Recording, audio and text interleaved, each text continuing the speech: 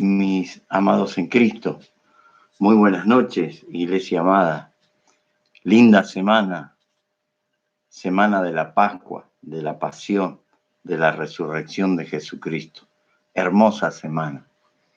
Y quería poder impartir una palabra en esta noche que es noche de oración, por lo cual es noche importante. Y esta palabra tiene que ver con las razones de la cruz. ¿Por qué razón el Padre envía a su Hijo Jesucristo a la cruz del Calvario? ¿Y por qué razón Jesucristo acepta el envío del Padre para ir a un sufrimiento tan grande? Bueno, la palabra nos está explicando algunas cosas, ¿verdad? Siempre partimos desde la palabra, que es lo que nos da la explicación de todo, porque es un tipo de amor que no se puede entender muy fácilmente. El amor de Dios no es fácil de entenderlo, no es fácil de apreciarlo, no es fácil de vivirlo. Fíjese lo que dice en Romanos capítulo 5, versículos 7 y 8. Romanos 5, versículos 7 y 8. Porque a duras penas habrá alguien que muera por un justo, aunque tal vez alguno se atreva a morir por un bueno. Pero Dios demuestra su amor para con nosotros en que siendo aún pecadores, Cristo murió por nosotros. Qué interesante.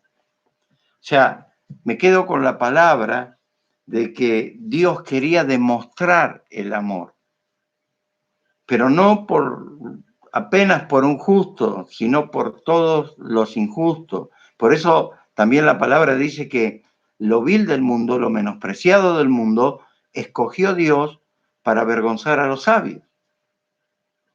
Entonces, por lo menospreciado del mundo, Dios demuestra su amor.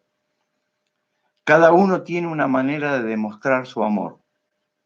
Evidentemente, Dios eligió una manera que hasta ahora no se ha visto jamás.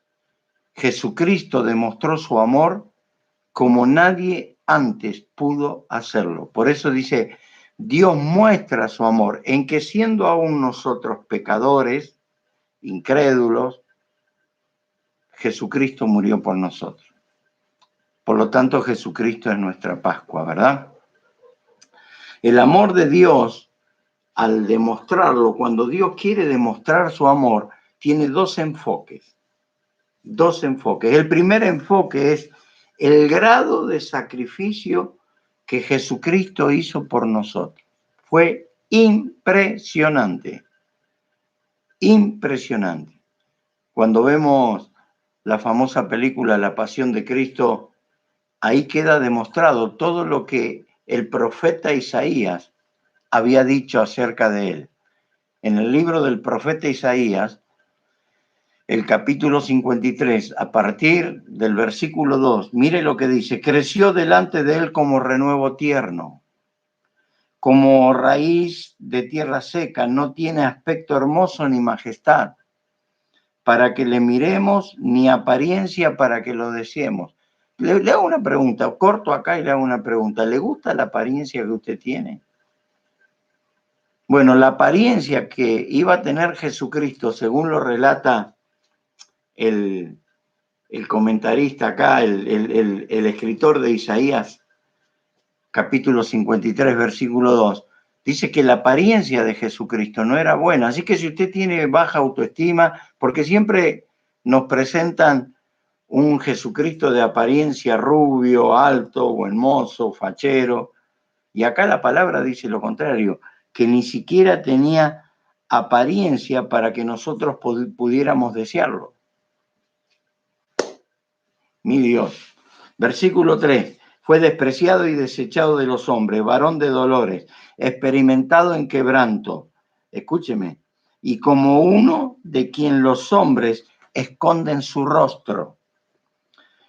Fue despreciado y no le estimamos. Ciertamente Él llevó nuestras enfermedades, cargó con nuestros dolores, con todo nosotros le tuvimos por azotado, por herido de Dios, por afligido, mas Él fue herido por nuestras transgresiones, molido por nuestras iniquidades. El castigo de nuestra paz cayó sobre Él, y por sus heridas hemos sido sanados. Todos nosotros nos descarriamos como ovejas, nos apartamos, cada cual por su camino. Pero el Señor hizo que cayera sobre Él la iniquidad de todos nosotros. Fue oprimido y afligido, pero no abrió su boca. Como cordero que es llevado al matadero, y como oveja que ante sus trasquiladores permanece muda, no abrió su boca. Por opresión y juicio fue quitado. Y en cuanto a su generación, ¿quién tuvo en cuenta que él fuera cortado de la tierra de los vivientes por la transgresión de mi pueblo? ¿A quién correspondía la herida? Se dispuso con los impíos su sepultura, pero con el rico fue en su muerte, aunque no había hecho violencia ni había engaño en su boca. Qué tremendo, hermano, qué tremendo. Yo no sé qué viene a su mente cuando hablamos de amor, pero Dios muestra su amor de dos maneras. Acá lo muestra a través del sacrificio de su Hijo Jesucristo. Qué manera rara de amar, ¿vio? Morir por gente que no lo merece. Pero fíjese cómo fue su sufrimiento, porque Dios muestra el amor a través del sufrimiento. Por eso la palabra de Dios, en 1 Corintios 13, dice que el amor es sufrido. Y usted se quería casar para no sufrir más, ¿vio? Pero no, se equivocó. La Biblia lo dice. Y Dios demuestra su amor a través del sufrimiento que le hemos causado los hombres. Jesucristo vivió un sufrimiento horrible, espantoso, traumático, agonizante. Fíjese todo el relato que hace el profeta Isaías anticipando cómo iba a ser la muerte de Jesucristo en la cruz. Dice que fue varón de dolores, experimentado en quebranto, lleno de dolencias, de aflicciones, lleno de dolor, pero era un dolor que estaba expresado en el amor. El amor de Jesucristo se expresó en aflicciones, se expresó en dolor, se expresó en agonía, fue azotado, fue herido, abatido, traspasado, molido, castigado, angustiado y afligido. Fíjese la manera que Jesucristo muestra su amor. Ahora fue experimentado en opresión y juicio, fue azotado por los pecados que él mismo no cometió, que fueron los pecados que cometió toda la humanidad. Fíjese hasta dónde llega el amor que Jesucristo, siendo eterno, sin principio ni fin, entra a la humanidad y se vuelve existente por 33 años. De la eternidad viene a la existencia como hombre. Y en esos 33 años fue azotado por los pecados del pueblo, quebrantado, sometido a padecimiento. Y si usted lee los evangelios, muy lejos de ser aceptado, mucho menos por el sistema religioso, ¿vio? Los sistemas religiosos son difíciles porque hay mucha política adentro, ¿no? Por eso Juan el Bautista y Jesús de Nazaret tuvieron que ir por fuera del sistema religioso para poder llevar a cabo su ministerio, para poder llevar a cabo el propósito que Dios le había dado y cumplir con la voluntad de Dios. Entonces se tuvieron que salir del sistema, porque el sistema es tan político y muchas veces, no digo que todos son así, es tan corrupto que ya las cuestiones espirituales pasan a segundo lugar y prevalece amistad, cargos, conveniencias y también corrupción. se negocian muchas cosas. Pero Jesucristo tuvo que ir por fuera del sistema religioso para poder conseguir y consumar el propósito del Padre, que era llevarlo a la cruz del Calvario. Entonces Dios muestra su amor a través del sufrimiento de su Hijo, porque Dios está mostrando, mi Hijo hizo todo esto por ti, sufrió, lo azotaron, experimentado en quebranto, aflicciones, dolor, persecución, rechazo. Ahora, nos cabe una pregunta. ¿Fue merecido ese sufrimiento? La verdad que no. ¿Merecía él ese sufrimiento? Cuando la palabra misma dice que en él nunca hubo pecado.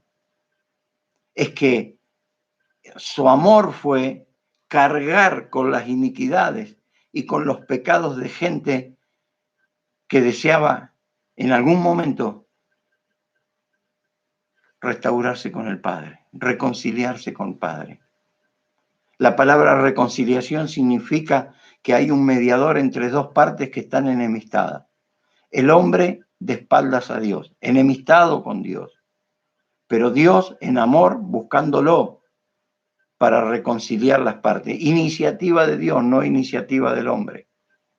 Entonces, la palabra misma dice en el versículo 9, dice, aunque no había hecho maldad o violencia, ni había engaño en su boca, él decidió morir por tus iniquidades, por mis iniquidades, por tus pecados y por mis pecados. Solamente para demostrar hasta dónde nos ama, que siendo Dios se humilló a sí mismo en forma de hombre, se hizo igual a los hombres y se humilló de tal manera que fue a morir a la cruz, con tal de reconciliarnos con el Padre, con tal de hacernos hijos de Dios, herederos de Dios, reyes, sacerdotes. Somos un pueblo de reyes y de sacerdotes, de hijos y herederos. Ahora, ¿por qué no hubo maldad ni hubo engaño en su boca? Porque lo que sale del corazón habla la boca. Por eso en Jesús no podía haber ni engaño, no podía haber maldad, porque de su corazón no había engaño, tampoco había maldad, solo había amor, y lo demostró de esta manera. Ahora, lo impactante de esto, que su amor lo demuestra por gente que no califica para recibir ese tipo de amor, por gente que no merece ser amada de esa manera, por gente que le da espaldas a ese amor. Por eso es tan importante entender esto en la vida cristiana. Las dos facetas por las cuales, las dos razones por las cuales Dios muestra su amor. Lo muestra a través del sufrimiento de su Hijo y por gente que no lo merece. Porque ahí es también donde no cualquiera ama al que no merece. Por eso el amor de Jesucristo es un amor ágape. ¿Qué quiere decir esto? Es un amor que ama solamente por la decisión de amar. Y seguramente muchas veces no va a ser retribuido. Seguramente no va a ser recompensado ese amor. Pero solamente lo llevó a esa razón de amar, a esa profundidad de amor, el hecho de rescatar, redimir a una humanidad que ya no tenía esperanza y quería darle nuevamente la esperanza de la vida eterna, de la comunión con Dios, de la restauración con el Padre, de la reconciliación con el Padre y que vuelvan a ser esas nuevas criaturas que Dios siempre soñó porque así lo creó Adán y Eva con imagen y semejanza de Dios. El amor de Jesucristo quería que tú y yo volvamos a ser imagen y semejanza de Dios, que lo habíamos perdido y lo hemos recuperado a través de ese amor. Entonces, Dios ama de una manera que hace sufrir a Jesucristo como sufrió en la cruz del Calvario, pero lo hace por gente que no tiene ningún mérito para recibir ese tipo de amor. Gente que no solo no merecíamos su amor, sino que nos hemos dado el gusto de rechazarlo. Desde nuestros egoísmos nos hemos dado el gusto de usarlo, como si Dios fuera el chico de los mandados nuestros, o nuestro cadete, o el chico que viene cuando pedimos el delivery. Llame ya, pedidos rápido a su casa. Lo hemos usado de esta manera porque no entendimos su amor. Cuando no se entiende el amor, usted lo terminará usando. Si usted no entiende el amor, usted terminará usando a la persona que está al lado suyo, desde su egoísmo y para su propio provecho. Sacará ventajas de la persona que está al lado suyo, aunque usted le diga que la ama. Porque en lo que no entendemos lo terminamos lastimando o lo terminamos usando. Todo amor que no se entiende termina pervirtiéndose. Porque desde nuestro egoísmo solo queremos sacarle provecho. No pasa así con muchas veces su gloria. Y no hemos adjudicado una gloria que solo le pertenece a Él. Aún a través de Él hemos buscado reconocimiento, hemos buscado fama, hemos buscado poder, hemos buscado un montón de cosas que nacen desde un corazón lleno de orgullo y lleno de egoísmo. Personas que no hemos estado sanados emocionalmente, sentimentalmente, psicológicamente y espiritualmente, usufructuamos la gloria de Jesucristo por gloria nuestra. Queremos recompensar nuestra baja autoestima, gloriándonos a nosotros mismos y dejando de lado la gloria de la cruz. Gloria que el mismo apóstol Pablo, él mismo dijo, yo predico a Jesucristo y a este crucificado. Esa es mi gloria, esa es mi gloria. Entonces, que Jesucristo muera de esa manera por gente que no lo merece, gente que lo ignora, gente que lo basurea, gente que lo ningunea, gente que blasfema contra él. Impresionante, hermanos, que haya muerto por esa gente. Y dentro de esa gente que no lo respetó, que no, aún estando dentro de la iglesia, tenemos serios problemas. Tenemos serios problemas con una iglesia que ha desviado la gloria de Dios. Una iglesia que está más en búsqueda del jet set y de la farándula evangélica que del verdadero amor a Cristo, de la verdadera pasión por Cristo. Y Él muere por gente, cuando yo le digo que muere por gente que no lo merece, le estoy diciendo lo que dice la carta a los Corintios, Primera de Corintios, en la palabra de Dios, capítulo 6, versículo 9. Primera de Corintios 6, 9. Mire lo que dice esta palabra. Primera de Corintios, capítulo 6, versículo 9. ¿O no sabéis que los injustos no heredarán el reino de Dios? ¿Se preguntó si es justo lo que usted está hablando del hermano?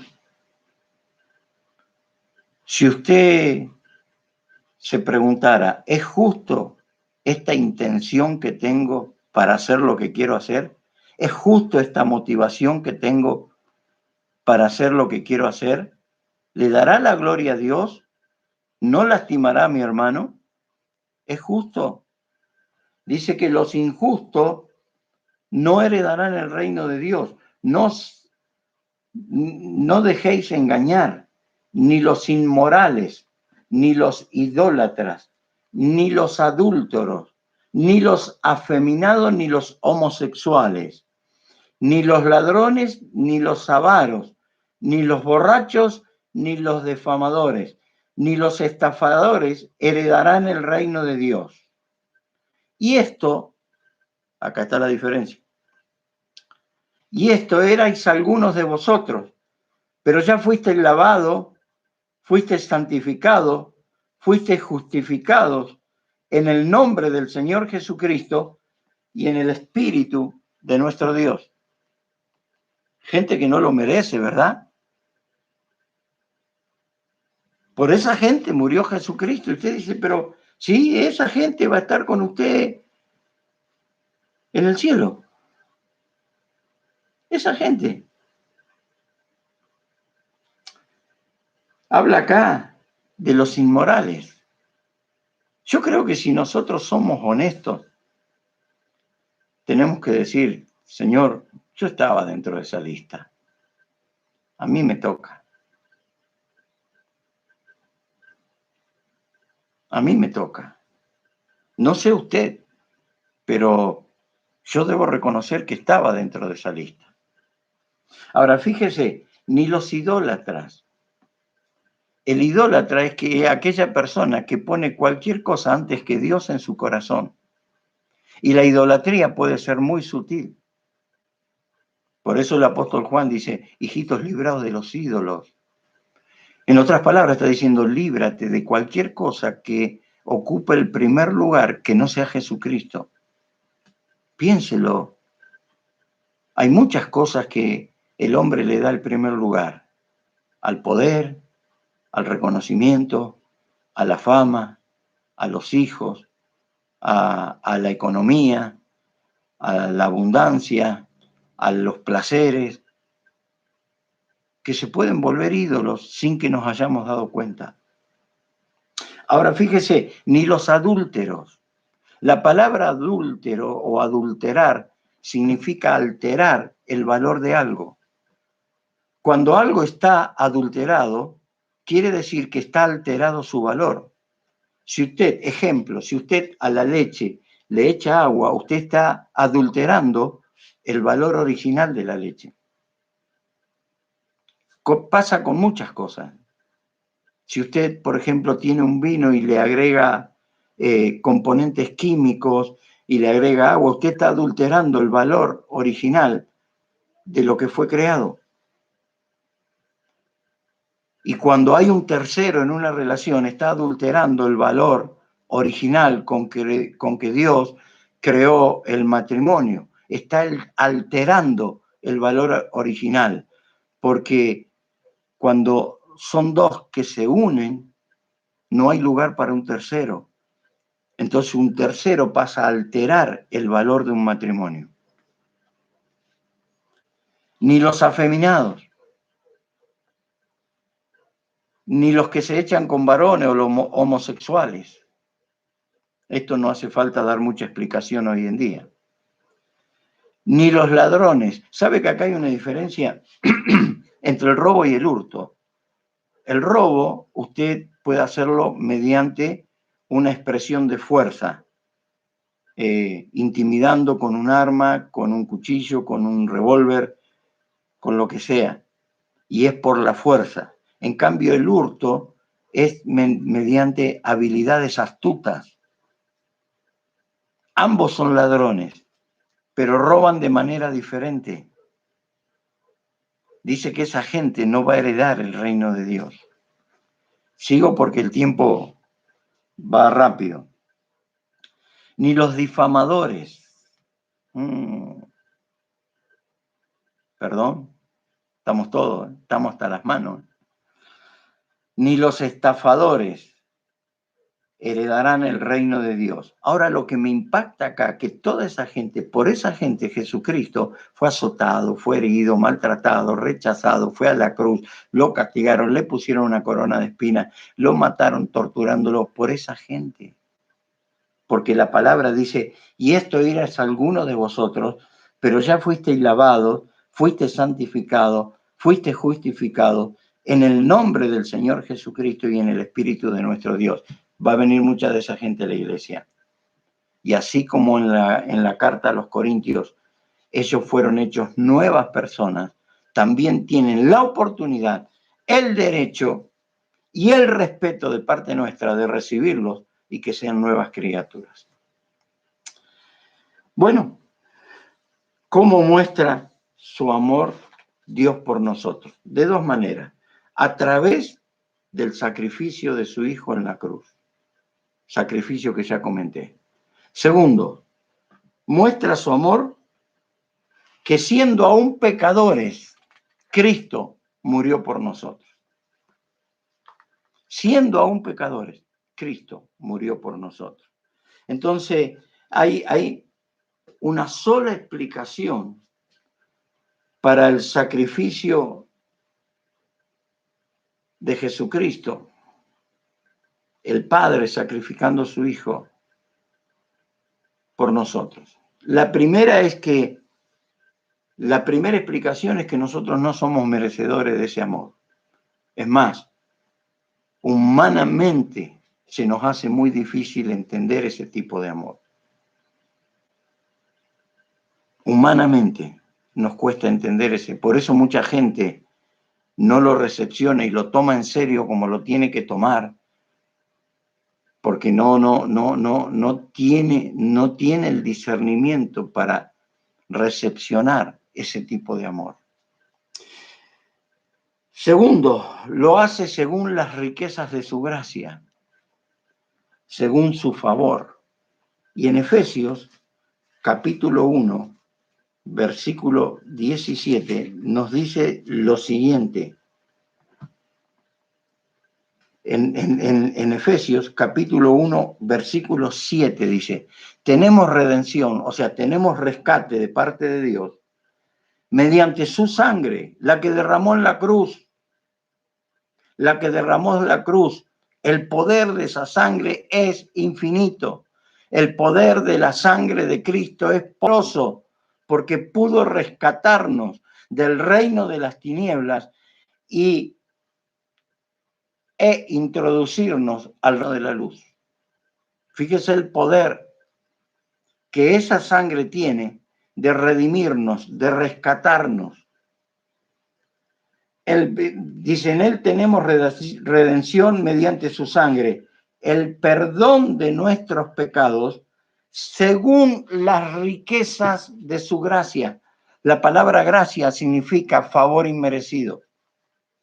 Pero Dios es tan rico en misericordia y es tan rico en su gracia que nos hizo ese favor que no lo merecía. La gracia es cuando Dios te da a ti lo que tú no te mereces. Eso es gracia. Nosotros no nos merecíamos la reconciliación con el Padre, el perdón de nuestros pecados, no nos merecíamos la vida eterna, no nos merecíamos, pero lo que dice el versículo, según las riquezas de su gracia. O sea, gente que no lo merece, según las riquezas de su gracia, Dios le da ese amor. Tremendo esto, tremendo. En segundo lugar, lo que Dios está demostrando, que no son nuestros méritos, no son nuestras obras de justicia las que nos hacen recibir ese tipo de amor, esa reconciliación.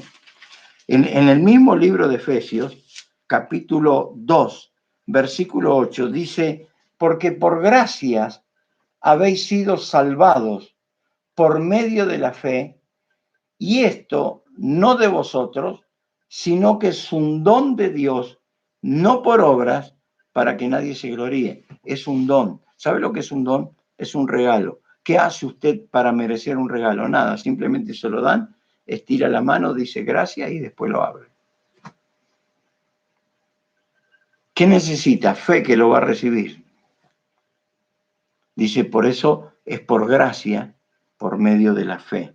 O sea, la fe es un medio cuando ya operó la gracia de Dios en tu vida. Y ni siquiera es tuya, porque dice, es un don de Dios que te da para creer que Él puede sacarte de donde estás, el reino de las tinieblas, y ponerte en el reino de la luz.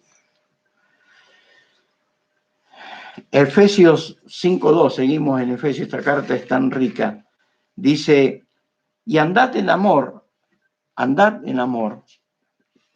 así como también Cristo os amó y se dio a sí mismo por vosotros, ofrenda y sacrificio a Dios como fragante aroma, como olor fragante. Entonces lo que dice acá, Cristo nos amó y la manera de demostrar su amor es, me doy por ustedes, sufro por ustedes, muero por ustedes, voy a la cruz por ustedes, derramo mi sangre por ustedes. ¿Qué parte de mi amor no entienden? Falta que diga eso nada más. ¿Qué parte de mi amor no entienden? Sabe que Jesucristo pagó el más alto precio posible para darnos el regalo de la vida eterna, que es el regalo más grande posible, para darnos la comunión con el Padre, que es el regalo más grande posible. Murió la peor muerte posible para que en nosotros sea posible lo mejor de lo mejor, el mejor regalo que el ser humano puede tener es Cristo en vosotros, esperanza de gloria.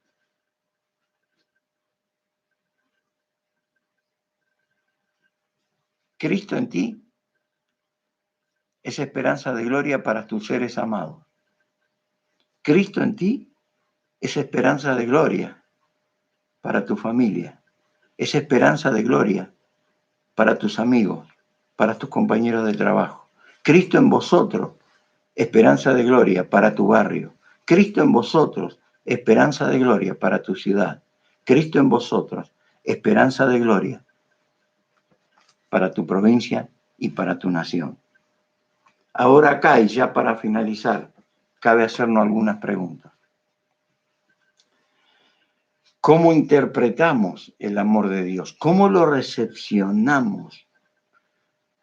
Porque cuando yo doy amor, la otra persona lo recepciona y en la medida que lo recepciona, lo retribuye.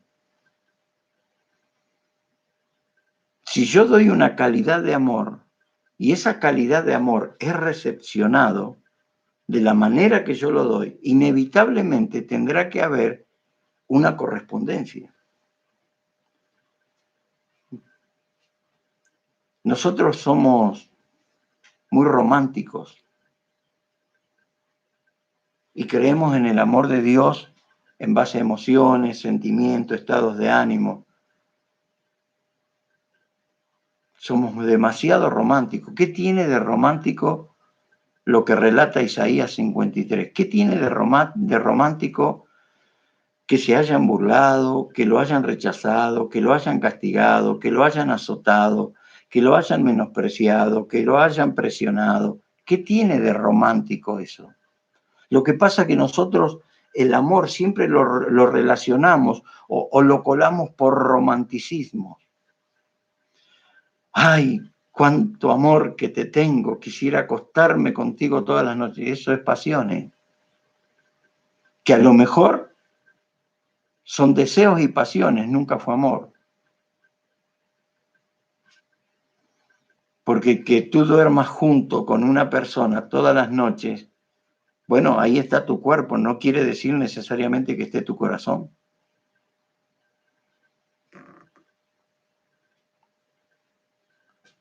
Cuando vas a la reunión y tenemos que rogarte para que adores, para que alabes, y vas malhumorado porque hay viento, porque hay frío, porque hay mucho tránsito, y ahí está tu cuerpo.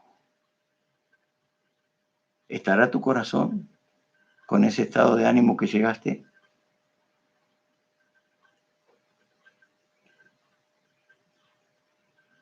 Por eso tenemos que definir bien, o sea, Jesucristo en su amor no hubo emociones prácticamente, sí, la emoción y la pasión de obedecer a su Padre, la emoción de poder morir por gente que no lo merece, pero necesariamente no fue así, pues el amor de Jesucristo fue paciente, fue benigno, fue sufrido, fue deliberadamente una entrega. Entonces tenemos que hacernos algunas preguntas. ¿Qué vamos a hacer con ese amor que ya fue derramado? Si no lo hemos podido recepcionar como Jesucristo lo derramó, tenemos problemas.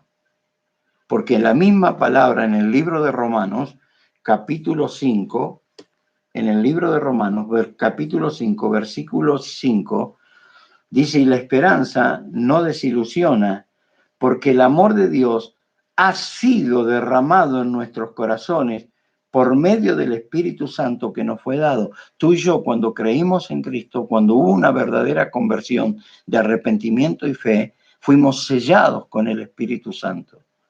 Y ese Espíritu Santo, cuando fuimos sellados, ha derramado el amor de Cristo sobre nosotros. Es importante que Dios nos dé el discernimiento. En esta Semana Santa, pídale, dame el discernimiento para poder entender en el mundo espiritual, no con la cabeza, sino con el corazón y con el espíritu, hasta dónde fue el amor de Cristo en la obra de la cruz. O sea, la pregunta es, ¿cómo lo hemos recepcionado? ¿Será recíproco nuestro amor? Y si es recíproco, ¿por qué tanta resistencia muchas veces cuando tenemos que obrar para Dios? Cuando tenemos que hacer un sacrificio, cuando tenemos que alterar nuestra agenda porque la agenda de Dios nos pide otra cosa. ¿Qué nos pasa? ¿Qué nos pasa?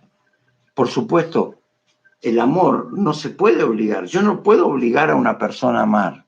Jesucristo tampoco puede obligar a una persona a amar.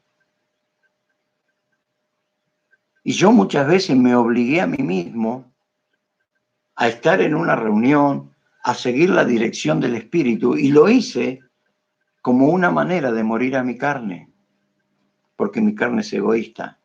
Más de una vez me encerré a mi cuarto a orar cuando no tenía ninguna ganas de orar. ¿Sabe por qué lo hice? Como una manera de morir a mi carne. Más de una vez escuché a una persona con todos sus problemas, siendo que yo tenía una agenda repleta, que tenía gente que me estaba esperando, que tenía un montón de cosas que hacer. Sin embargo, con amor lo escuché. ¿Y sabe por qué lo hice? Como una manera de morir a mi carne. Y de retribuir el amor que Jesucristo tuvo para conmigo, porque Él me escuchó y me tuvo mucha paciencia. Entonces habrá que hacerlo por obediencia o habrá que hacerlo por amor. Cada uno elige. Y a veces va a haber que hacerlo por obediencia. Sabe que muchas veces fui a la reunión por obediencia a predicar porque no tenía ninguna ganas, ningún deseo, ni siquiera ánimos de predicar. A veces fui con gripe, con resfrío, con estados de ánimo bajísimos, a veces muy bajoneado. Sin embargo, ¿sabe por qué lo hice? Por obediencia. Y en el momento que lo hice, el Espíritu Santo activó algo en mí que muchas veces fueron las mejores predicaciones. ¿Sabe por qué usted de aquí en más va a tener que hacer algunas cosas que Dios les pide que haga? Lo va a tener que hacer por obediencia y por una forma de morir a la carne. A veces tendremos que hacerlo de esa manera. Y la pregunta final, cuando estés frente al Padre, solo habrá una pregunta para ti. Me acerco a la cámara para hacértela y para hacérmela. ¿Qué has hecho con la vida de mi Hijo Jesucristo? ¿Qué has hecho con la vida de mi Hijo Jesucristo que fue impartida dentro de ti? Cada uno tendrá su respuesta.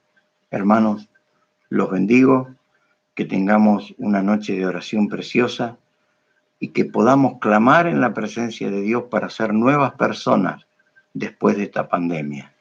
Que podamos clamar por aquellas personas que tienen el velo puesto y no pueden conocer al Cristo que nosotros conocemos. Bendigo a la amada iglesia en el nombre de Jesucristo. Amén.